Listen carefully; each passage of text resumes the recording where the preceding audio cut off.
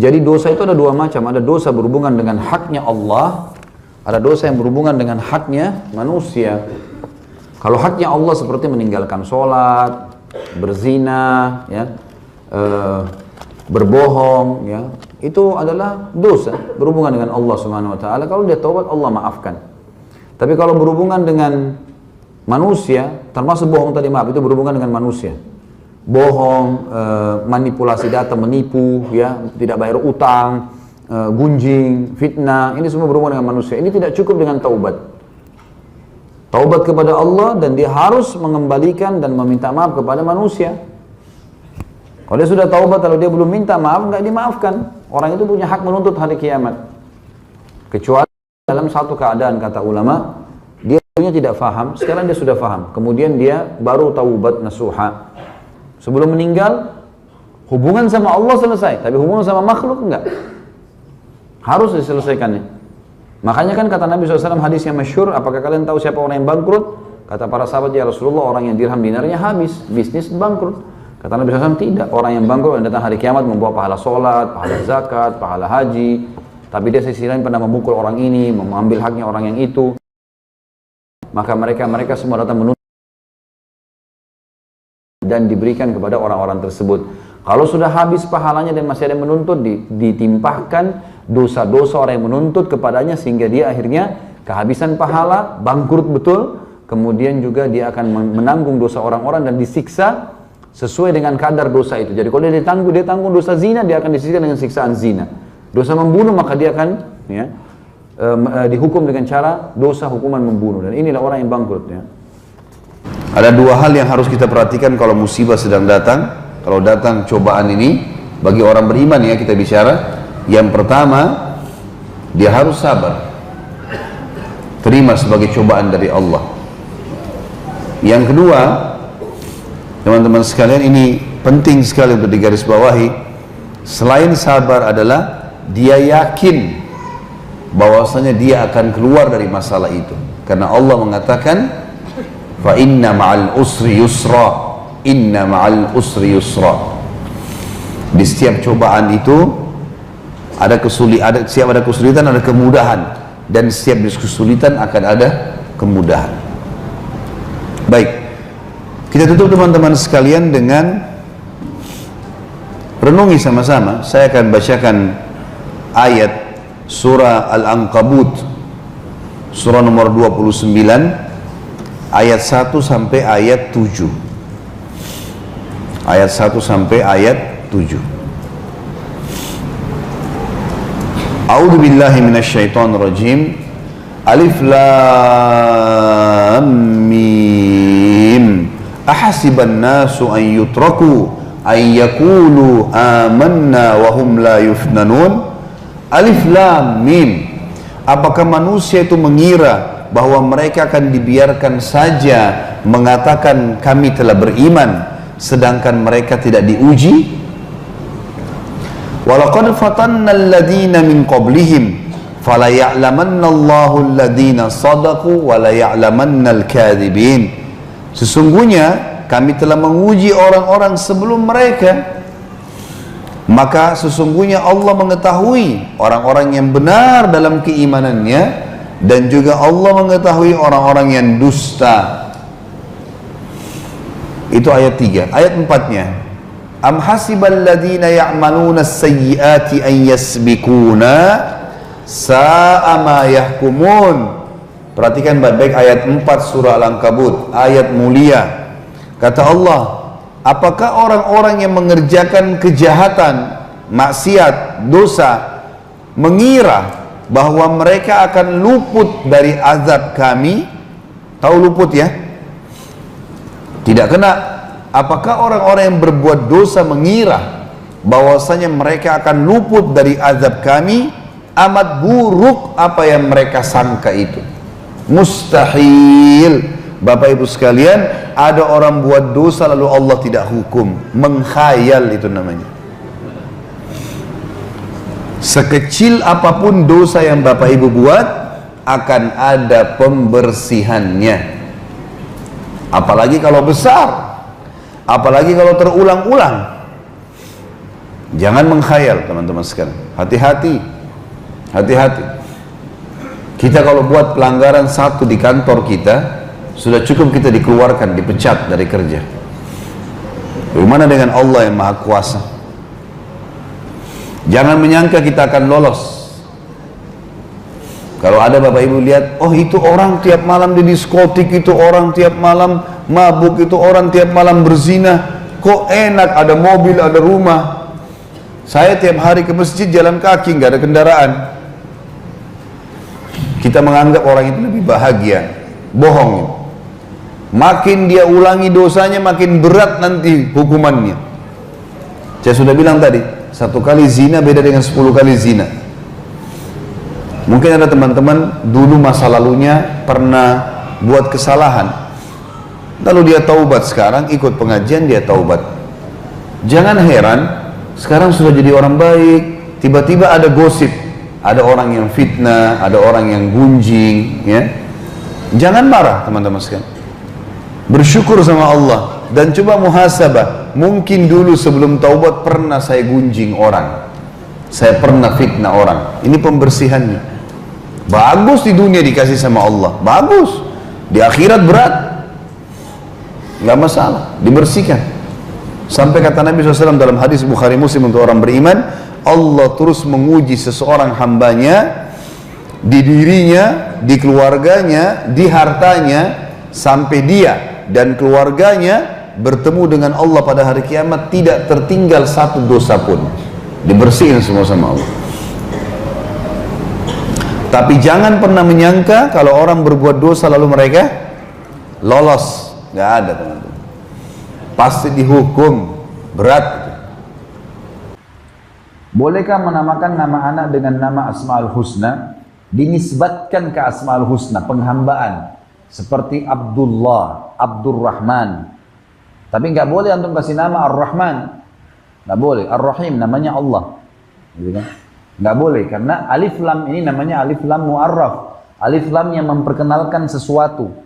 Dan kalau ada alif lam ini berarti sudah penekanan maksud dan maksud daripada makna daripada kalimat yang sedang kita ucapkan. Seperti Rahman, pengasih. Kalau kita bilang Ar-Rahman berarti sudah sifatnya Allah. Gitu kan? Jadi kita harus nisbatkan. Makanya kata Nabi SAW, nama yang paling dicintai Allah adalah Abdullah dan Abdurrahman. Itu nama yang paling Allah cintai.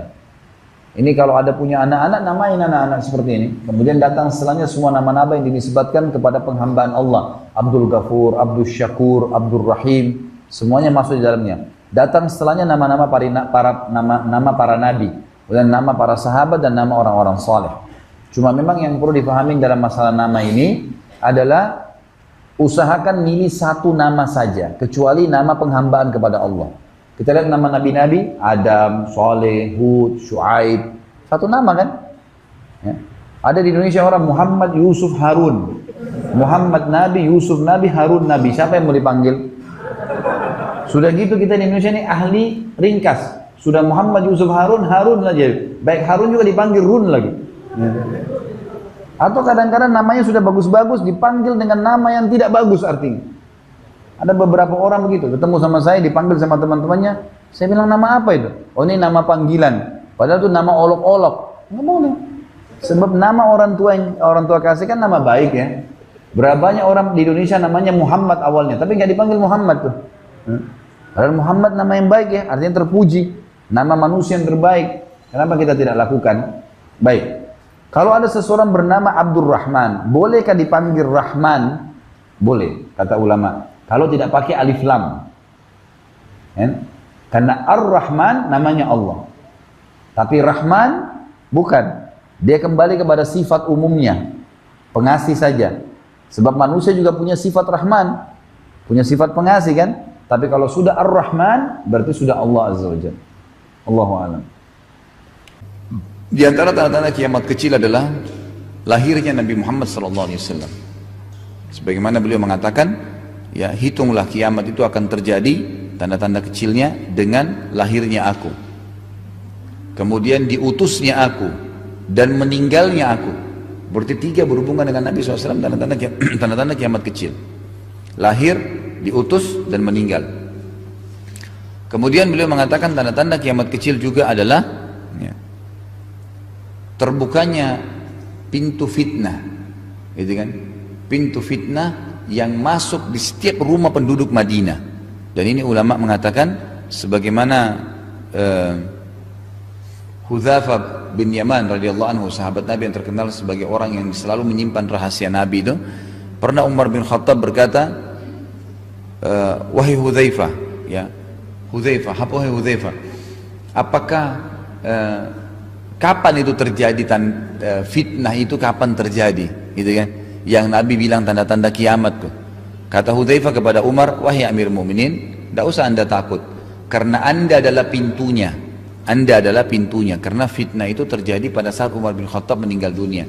Seperti terjadi terbunuhnya Utsman, ya, kemudian terjadi perang antara Ali dengan Aisyah, perang antara Ali dengan Muawiyah, kemudian terbunuhnya Ali, fitnah besar, perang hampir terjadi antara Hasan sama Muawiyah, gitu kan? Terjadi fitnah-fitnah besar. Maka itu terjadi setelah meninggalnya Umar bin Khattab, gitu kan? Jadi lahirnya Nabi, diutusnya Nabi, dan meninggalnya Nabi Muhammad SAW. Yang kedua, yang ketiga, yang keempat adalah tersebarnya fitnah ya di kota Madinah, masuk ke semua rumah-rumah kota Madinah. Ini juga disebutkan dalam hadis yang lain, Nabi SAW pernah naik di atas sebuah batu, kemudian beliau berkata, sungguh demi zat yang ubun-ubunku dalam genggamannya, aku melihat fitnah-fitnah ya di depan-depan rumah setiap masyarakat Madinah yang siap masuk ke rumah mereka. Fitnah, gitu kan? Dalam riwayat ini dikatakan kalau terjadi fitnah itu, maka patahkanlah pedang-pedang kalian, masuklah ke rumah-rumah kalian, dan lebih fokus beribadah secara pribadi. Jangan ikut-ikutan, ya, nggak usah ikut-ikutan, gitu kan? Ini diantara tanda-tanda hari kiamat ya kecil. Kemudian tanda-tanda kiamat kecil juga termasuk adalah terbebaskannya atau tersebarnya Islam ini ke seluruh penjuru timur dan barat. Dan ini terjadi juga di zaman Umar bin Khattab radhiyallahu anhu. Tersebarnya Islam ke seluruh timur dan barat, seperti kasuistik Persia runtuh di zaman Umar, sebagian besar wilayah Romawi runtuh, dan Islam akhirnya menyebar, gitu kan?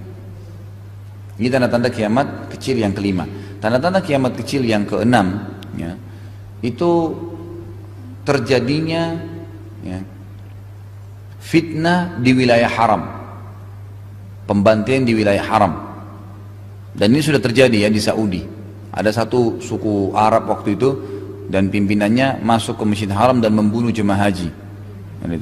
Ini saya tidak terlintas tahun berapa, tapi terjadi ya di abad ke-19an Masehi lah, 1900-an itu terjadi. Itu ada pembantaian besar-besaran, gitu kan. Kemudian termasuk tanda-tanda kiamat kecil itu adalah tersebarnya zina. Tersebarnya zina. Ya, sampai-sampai kata Nabi SAW, seseorang di antara mereka ya, yang paling baik di zaman itu, pada saat zina tersebar itu, dia bilang dia melihat orang lagi bercumbuan, dia cuma mengatakan, kalau seandainya kau buat di belakang tembok itu maksimal yang dia bisa lakukan. Dia nggak bisa berhentiin zina itu. Sekarang zamannya nih, orang pacaran sana sini kan, kita lewat pakai mobil, salah itu aja. Nggak ada yang berhenti ngatin, laporin misalnya, nggak.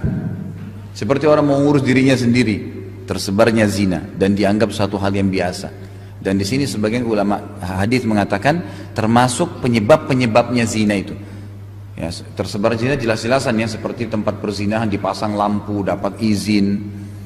Siapa saja bisa mampir, laki-laki kan? Setiap saat bisa mampir, pakai mobil mampir resmi, pakai lampu datang bayar. Zina 1 jam 2 jam keluar, tersebar zina. Sementara zina ini berbahaya sekali, dosa besar, gitu kan? Itu terlepas daripada zina yang terselubung, yang terang-terangannya sudah terjadi, gitu kan? Jelas-jelasan berzina itu terjadi. Orang jalan sama pacarnya pergi ke luar negeri, tahu, keluarganya tahu, ya, ada orang tua bahkan tahu kalau anaknya sama pacarnya lagi di rumahnya berzina, dibiarin. Karena alasannya kesannya dia dulu juga berzina dengan pasangan hidupnya, toh hidupnya sekarang juga berjalan, padahal dia lupa. Dengan perzinahan, pertama dosa besar. Yang kedua, kalau anak perempuan itu hamil, maka anak yang lahir nanti tidak ada nisbatnya kepada laki-laki pemilik sperma, nggak ada, bukan ayahnya itu. Itu kan hukum syar'i begitu, dan tidak ada hukum waris di antara mereka. Jelas itu hukum syar'inya, gitu kan? Semua buku fikih membahas masalah itu. Tapi orang tidak paham bahwasanya ini bukan, tidak ada nasab sama laki-laki ini dan tidak ada hukum waris di antara mereka. Ya, itu jelas dinisbatkan kepada nama Abdullah, Abdurrahman, Abdurrahim, nanti hamba Allah, atau dinisbatkan kepada ibunya, gitu kan, dinisbatkan kepada ibunya. Ini jelas. Yang ketujuh itu tersebarnya minuman keras. Sampai-sampai minuman keras itu ya diberikan nama selain namanya. Nah, seperti sekarang kan macam-macam ya. Ada bir, tapi sudah diangkat alkoholnya. Alasan. Alhamdulillah orang beriman masih ada susu, masih ada madu, ngapain? Walaupun diganti namanya. Ya. Tersebarnya minuman keras. Dan maksudnya khamar, bukan minuman keras ya. Konsumsian. Ya. Jadi khamar itu semua yang membuat akal manusia keluar dari normalnya, maka masuk narkotika di dalamnya. Jadi bukan harus cairan, tapi bisa bubuk. Ini. Kemudian yang kesembilan adalah menyerupahinya laki-laki perempuan dan perempuan menyerupai laki-laki. Ya. Ya, jadi perempuan pakaiannya seperti laki-laki, penampilannya, cara ngomongnya, gunting rambutnya. Sebaliknya, ya, laki-laki seperti perempuan, banyak banci. Nah, ini semua tanda-tanda kiamat, gitu kan? Jadi memang sudah banyak sekali.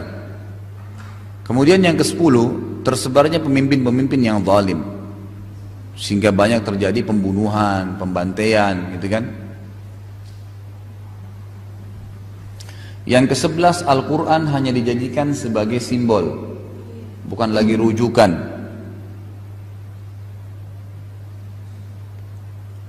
Kemudian yang ke-12 itu dikuasainya kaum muslimin oleh orang-orang kafir sampai mereka kehilangan wibawahnya. Dikuasainya kaum muslimin oleh orang-orang kafir sampai mereka kehilangan wibawahnya. Jadi seperti hadis Nabi bunyinya, kenapa Bu? Tidak harus seperti lafadz saya secara letterlet gitu kan. Dipahamin apa yang jelas, dikuasainya kaum muslimin oleh orang-orang kafir dan hilangnya wibawah mereka. Jadi sudah tidak ada wibawa. Jadi gini, ada hadis Nabi yang berbunyi, akan datang satu waktu nanti di mana seluruh orang-orang kafir akan mengeroyoki kalian sebagaimana al-akalatu, ya, al-akala ini bisa berarti serangga, mungkin ulat yang manggil-manggil temannya untuk ngeroyokin makanan, gitu kan. Jadi hanya makanan itu jadi dikeroyokin, jadi habis, gitu kan. Ada makna yang lain, al-akala ini artinya adalah orang yang mengundang orang lain untuk makan, lalu dia bilang, ayo makan yuk di sini, nampannya dikeroyokin, gitu kan. Seperti itu. Lalu kata para sahabat, ya Rasulullah, kami waktu itu sedikit jumlahnya sampai kami dikeroyokin. Kata Nabi, enggak, jumlah kalian banyak, bahkan berlipat ganda, tapi kalian seperti buih di lautan, gitu kan. Masih berhubungan dengan pertanyaan sahabat tadi, selain sahabat bilang kami sedikit nggak, ya kan gitu. Nabi bilang tidak, kalian banyak, tapi seperti buih di lautan. Lalu masih berhubungan dengan pertanyaan itu, Nabi mengatakan pada saat itu kalian sudah tertanam dalam hati kalian, Allah masukkan dalam hati kalian pada saat itu, ya. Jadi ada penyakit yang masuk namanya wahan. Apa itu wahan? Wahan itu cinta dunia dan ya takut mati. Jadi kalau orang muslim terus ngekor sama orang kafir, terus khawatir dunia, terus menjadikan mereka idola, udah hilang tuh. Ikut sama mereka takut mati. Kalau ke dokter sakit, aduh nanti bagaimana? Orang mukmin tidak ada urusan, mau sakit keras, mau sakit apapun tidak ada masalah, karena begitu dia mati habis tuh semua, tidak ada urusannya, ya kan gitu. Jadi seperti itu. Dalam riwayatnya dikatakan kalian cinta dunia dan benci atau takut dengan jihad. Jadi ada riwayat mengatakan mati dan ada riwayat mengatakan jihad. Jadi tidak lagi orang Islam yang mau mengangkat simbol jihad, tidak lagi membela agama Allah. Nah ini termasuk tanda-tanda kiamat. Masalul ladzina kafaru bi rabbihim. Tentu kita sudah lewatin ayat 17-nya, tapi saya tambahkan ayat ini. Masalul ladzina kafaru bi rabbihim a'maluhum karabadin ishtaddat bihi ar-rihu fi yawmin 'asif la yaqdiruna mimma kasabu 'ala syai' dzalika huwa ad-dhalalul ba'id. Orang-orang yang kafir di muka bumi itu kepada Tuhannya, amalan-amalan yang telah mereka lakukan adalah seperti debu yang ditiup angin dengan keras. Pada suatu hari yang berangin kencang, mereka tidak dapat mengambil manfaat sedikit pun dari apa yang telah mereka usahakan di dunia. Yang demikian itu adalah kesesatan yang jauh. Jadi di sini Allah Subhanahu wa taala jelaskan, sebaik apapun ada orang kafir tiap hari nyumbang 1 miliar, nggak ada manfaatnya. Orang beriman nyumbang 1 rupiah, manfaat. Nggak ada manfaatnya bagi orang-orang kafir. Sudah pernah saya jelaskan riwayat Ibnu Jud'an, orang yang sangat baik di zaman jahiliyah. Lalu setelah meninggal, semua orang tahu dia silaturahim keluarga, dia baik, dia segala macam. Tapi nggak ada manfaatnya.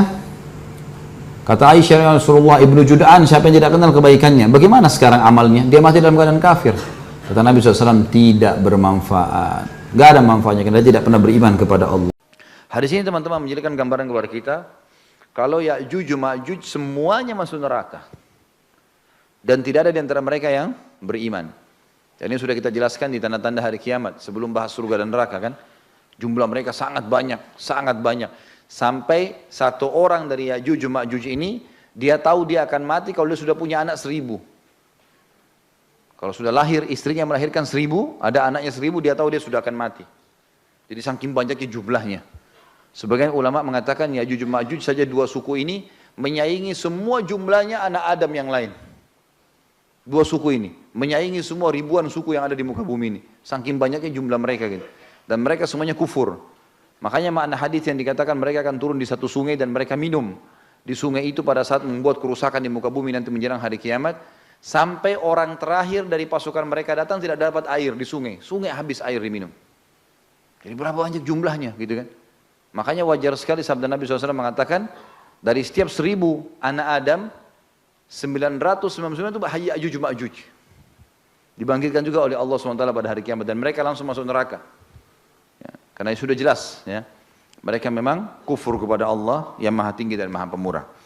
Kemudian dari hadis ini juga kita ambil pelajaran bagaimana kaum muslimin, dan ini berita gembira alhamdulillah, kalau kita akan menjadi setengah penghuni surga. Dan ini berita yang luar biasa ini. Artinya dari semua penghuni surga nanti kita setengahnya, kaum muslimin. Ini berita gembira, makanya betul sabda Nabi SAW, tidak ada satu kaum pun sebelum kalian kecuali berharap jadi kalian. Karena semua nabi-nabi menyampaikan pada kaumnya nanti akan ada nabi terbaik di akhirat, nanti di waktu akhir. Sebelum kiamat namanya Muhammad, dijelaskan tentang ciri-ciri Nabi SAW. Makanya Yahudi Nasrani tahu betul tentang Nabi SAW. Allah berfirman, A'udzubillahi minasyaitonirrajim, ya'rifunahu kama ya'rifuna abna'ahum. Mereka kenal Nabi SAW sebagaimana mereka kenal anak-anak mereka. Karena alisnya, matanya, kakinya, kulit badannya, semuanya dijelaskan secara rinci. Dan juga umat yang terbaik, yang pertama surga adalah umat itu nanti. Di akhir zaman nanti. Kita-kita ini. Alhamdulillah, ini sebuah karunia Allah pilih kita menjadi umat Muhammad SAW. Maka kata Nabi SAW, mereka semuanya berharap. Enggak ada umat sebelum kalian kecuali berharap jadi kalian. Tapi sudah Allah takdirkan begitu. Dan Alhamdulillah, Allah jadikan kita termasuk salah satu dari umat Muhammad sallallahu alaihi wasallam. Kalau ibadah itu ada namanya ibadah badan dan ada ibadah hati. Sebagaimana dosa juga sama. Ada dosa badan, ada dosa hati. Kalau ibadah badan, sholat, zakat, haji, jihad. Kalau ibadah hati, ikhlas, keyakinan, tawakal, itu semua berhubungan dengan ibadah hati. Tentu kedua jenis ibadah ini harus berhubungan satu sama yang lain. Karena ibadah badan, sholat, zakat, jihad, haji nggak diterima kalau tanpa keikhlasan, tanpa keyakinan. Ibadah hati juga tidak cukup kalau tidak diikuti dengan ibadah badan. Orang yakin dengan Allah Subhanahu wa taala, orang yakin ada itu surga, tapi dia nggak pernah sholat, dia nggak pernah bayar zakat, dia nggak bakti dengan orang tuanya, dia tidak berjihad, tidak haji, maka berarti tidak ada gunanya. Makanya satu sama yang lain berhubungan. Tentu ini kalau kita bicara tentang ruang lingkup ibadah, ruang lingkup ibadah. Kita masuk kepada ruang lingkup dosa. Ada dosa badan, apapun yang kita lakukan dengan badan kita, seperti misalnya seseorang berzina, mencuri, berdusta, memukul. Ini semua dosa-dosa yang badan. Dan contohnya banyak sekali. Ada dosa hati. Dosa hati itu riya, iri dan dengki, hasud. Itu dosa hati. Hatinya diisi dengan masalah-masalah. Dan kalau dalam masalah dosa, maka di sini ulama mengatakan beda dengan ibadah. Kalau dosa bisa saja yang di dalam hati menjadi pemicu terjadinya yang di luar badan. Tetapi tidak terjadi pada dosa badan yang tidak diikuti dengan hatinya. Sekali lagi, jadi kalau dosa itu dari dalam hati seperti iri, dengki dan seterusnya, riya, ya, lawan ikhlas tadi, kemudian gerutuh, ya, selalu merasa tidak cukup, tidak bersyukur, semua itu bisa menjadi penyebab datangnya dosa badan, sehingga orang itu akhirnya mencuri, memukul, menzalimi, seterusnya. Tetapi dosa badan itu tidak berhubungan dengan hatinya, bisa tidak berhubungan dengan hati. Sebab kalau hati tidak dirusak dengan dosa yang merupakan penyakit hati ini, badan seseorang tidak akan melakukan dosa. Beda dengan ibadah tadi. Kalau ibadah yang dalam hati berpengaruh pada badan, bahkan sangat berhubungan. Kalau orang tidak ikhlas, sholatnya nggak diterima, gitu kan? Tetapi kalau dosa berbeda. Jadi dipastikan kalau hatinya seseorang itu tidak diisi dengan penyakit-penyakit hati, dosa-dosa hati, badannya tidak akan pernah melakukan dosa badan. Kalaupun dia melakukan, maka dia akan melakukannya karena kejahilan atau justru karena paksaan saja. Ini pekah membedakan masalah itu, gitu kan? Ada juga dosa memang yang terpicu karena keduanya. Memang karena hatinya busuk, hatinya memiliki banyak penyakit, maka diaplikasikan dalam anggota tubuhnya. Ada orang seperti itu. Ini kurang lebih dalam pembukaan kita tentang masalah pembedaan antara atau pembagian dosa sebagaimana ada pembagian ibadah. Waktu tiba berita tentang dibuatnya gereja Qulais, kemudian Abraham memaksa orang-orang Arab untuk datang menyembah pada saat itu, beribadah di gereja ini, maka ada satu kelompok di Mekah yang diberikan julukan Ahlun Nasi. Ahlun Nasi, ya. Nasi ini teman-teman artinya menerlambatkan sesuatu. Dikenal dengan Ahlun Nasi. Apa ceritanya? Kita masuk sedikit ke Mekah di sini. Jadi orang-orang Arab sebelum datangnya Nabi SAW, teman-teman sekalian, mereka itu hidup dengan saling menyerang satu sama yang lain. Tradisi zaman dulu. Jadi misalnya suku A nyerang suku B, nanti diambillah peternakannya, diambillah apa hartanya, begitulah. Mereka saling nyerang satu sama yang lain. Di dalam syariat Nabi Ibrahim alaihissalam diceritakan dalam surah At-Taubah ayat 36, ada 4 bulan dari 12 bulan Hijriyah yang dimuliakan. Rajab, Dzulqa'dah, Zulhijjah dan bulan Muharram. Ini 4 bulan nggak boleh perang. Orang-orang Arab ini pada saat mereka lihat Dzulqa'dah, Zulhijjah dan bulan Muharram berdekatan, gitu kan? Dan ini 3 bulan nggak berperang panjang buat mereka. Karena harusnya ada peperangan supaya bisa hidup. Begitu keyakinannya pada saat itu, ya. Maka mereka membentuk namanya Ahlun Nasi. Siapa Ahlun Nasi ini? Dicari orang-orang yang dianggap berakal dan bijaksana di antara mereka, didatangkan, kemudian mereka-mereka ini bisa membolak-balikkan nama-nama bulan.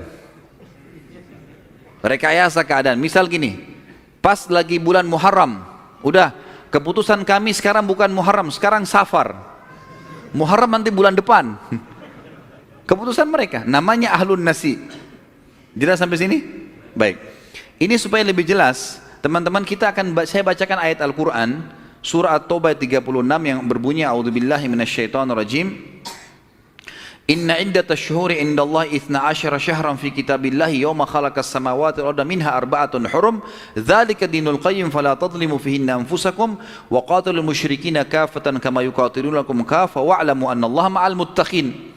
Sesungguhnya di bilangan bulan di sisi Allah dari semenjak diciptakan langit dan bumi itu ada 12 bulan, bulan-bulan Hijriyah, Muharram, Safar, Rabiul Tsani, Jumadil Ula, Jumadil Tsani, Rajab, Sya'ban, Syawal, Dzulqa'dah, Dzulhijjah dan bulan Muharram. Dan Dzulhijjah, 12 bulan ini. Kata Allah di antaranya ada 4 bulan yang hurum, yang dimuliakan. Artinya tidak boleh berperang. Rajab, Dzulqa'dah, Dzulhijjah dan bulan Muharram. Dan ini di awal-awal Islam, ini menjadi syariat Nabi Muhammad SAW. Nanti setelah turun firman Allah Subhanahu wa taala yang berbunyi di sini waqatilul musyrikina kafatan kama yuqatilunakum kafa, maka ini menghapus hukum tidak bolehnya berperang di 4 bulan. Di awal-awal Islam tidak boleh memang kita berperang di 4 bulan ini. Nanti kan kita lihat dari rentetan sejarah peperangan Nabi SAW, nanti ada protes-protes dari orang Quraisy pada saat ada penyerangan dari para sahabat di bulan Dzulqa'dah, gitu kan. Maka ini terhapus hukumnya. Yang jelas ini sebabnya bulan-bulan dimuliakan 4 ini. Kemudian Allah Subhanahu wa taala juga menceritakan tentang ahlun nasi yang tadi saya bilang itu, yang bisa punya wewenang untuk membolak-balikkan nama bulan. Gitu. Terutama di 4 bulan tadi itu ya, bisa diubah-ubah sama semaunya mereka sendiri.